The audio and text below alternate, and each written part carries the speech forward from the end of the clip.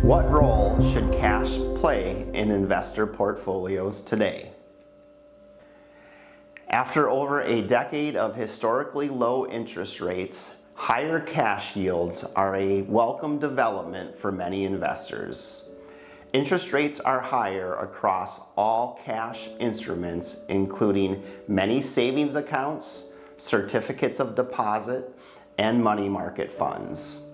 This is because the Fed raised rates rapidly from early 2022 to mid-2023 and has kept the federal funds rate in a range of 5.25% to 5.5% since last July. After the recent Fed meeting, Chairman Jerome Powell noted that it will take longer than previously expected to gain greater confidence that inflation is on the right path, implying that policy rates could stay higher for longer. These dynamics have led many investors to hold more cash than in the past. Money market funds, for instance, have attracted inflows with total assets reaching new all-time highs of $6 trillion. This is more than double the assets held in money market funds prior to the pandemic, when interest rates were near zero for the better part of a decade. As this chart shows, money market fund assets have typically grown in times of economic distress or when interest rates have been high. Cash is an essential part of any financial and investment plan. It's important to have enough cash to serve as an emergency fund in case of unexpected personal events such as injury or illness, or broader events such as an economic downturn. From an investment standpoint, cash can also serve important roles, including reducing overall portfolio risk and by allowing investors to take advantage of attractive market prices.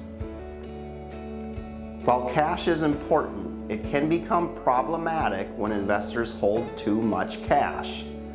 This is because cash is not truly risk-free for two important reasons. First, inflation quietly erodes the purchasing power of cash over time.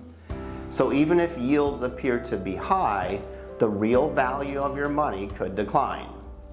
As the next chart shows, the inflation-adjusted income on cash has consistently been negative when considering average certificate of deposit rates. While there are many cash instruments that could generate more yield than these averages, the problem is that these rates are not locked in. By definition, short-term rates need to be rolled over often as instruments mature and expire, introducing what is known as reinvestment risk, or the idea that future rates may not be as attractive. Even in the best case scenario, investors need to actively manage these instruments to ensure that they are still receiving the level of rates they expect. The second challenge with holding excess cash is the opportunity cost of not investing in stocks or bonds. Just as interest rates have risen for cash, yields have also jumped across many types of bonds. The average yield on U.S. investment-grade corporate bonds, for instance, is now 5.5%, far more attractive than the average of 3.7% since 2009. Unlike cash, these yields are longer term in nature, and these bonds could experience price appreciation if rates do decline. Similarly, the stock market has performed extremely well despite many investor concerns over the past few years. The S&P 500 is still up 10% and has gained about 47% since the market bottom in 2022. While the past is no guarantee of the future, these returns have far outpaced inflation and would have helped to offset the erosion of purchasing power across a portfolio. The prospects for cash will only worsen if the Fed does begin to cut rates later this year. Investors would be forced to reinvest their cash either at lower interest rates or in stocks and bonds whose prices would most likely have already risen. The possibility of falling rates has been an important driver of the overall stock market that will likely continue. The final chart makes this opportunity cost clear. Due to inflation, what cost $1 in 1926 now costs $17. However, the stock market has significantly outpaced inflation over long periods of time.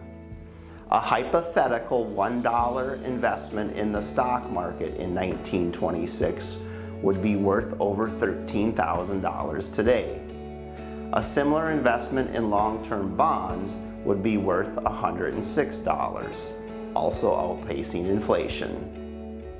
Thus, while short-term investments can play important roles in financial plans and portfolios, it's critical in today's market environment to avoid holding cash for the wrong reasons. Market fear and high short-term rates have driven significant flows into cash and cash-like instruments. While these may make sense for short periods, history shows that they are not the foundation of long-term financial success. The bottom line, investors should review their cash holdings as the stock market continues to rally and the Fed prepares to cut rates. In the long run, holding a proper allocation of stocks and bonds is still the best way to achieve financial goals.